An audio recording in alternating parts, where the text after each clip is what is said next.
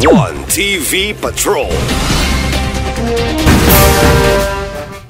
Sa detalye, pagbutang og no parking signage daplin sa dalan padayong gibawal.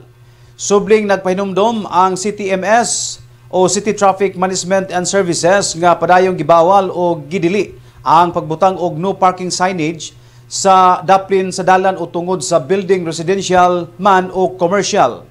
Nakadayon ang bag-ong designated CTMS Head Retired Police Colonel Joey Ampong nga gawas nga mas gipalig-on kini sa umaabot nga implementasyon sa City Traffic Light Ordinance padayon usab kining gipatuman sa Memorandum Circular sa Department of the Interior and Local Government ang may labot ang road clearing policy.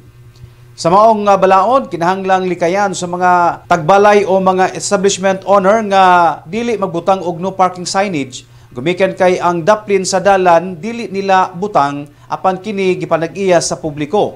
Dugang pa ni Ampong nga sa umabot nga mga adlaw mohimo siya og ambush inspection sa mga kadalanan partikular sa sentrong bahin sa syudad o kung aduna siya ay masakpang lugar nga nagbutang sa maong signage dili siya magduha-duha sa pagbisita niini o baka pagpahamtang og kaso.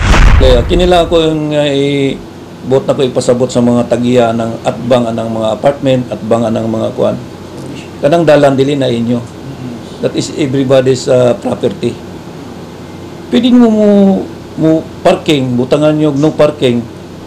Kanang na mo space inyo nang yuta. Ayaw niyo okupaha ang dalan kay kanang dalan para sa ato anak tanan.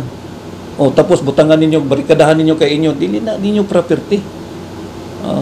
Maski asa ta mangita ni di gina nyo property.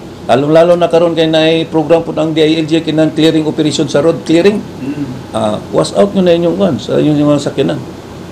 So, dili pili illegal gini lang. Illegal na. Kaya mo subay man ko.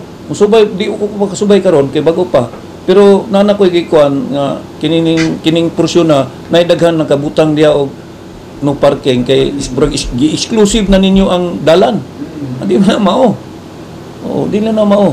Kaya usbon gyud nato ning sistema sa traffic. Ibalik na ko ni sa una. Napo ko'y plano nga makigstorya ko sa mga operator o mga tricycle driver.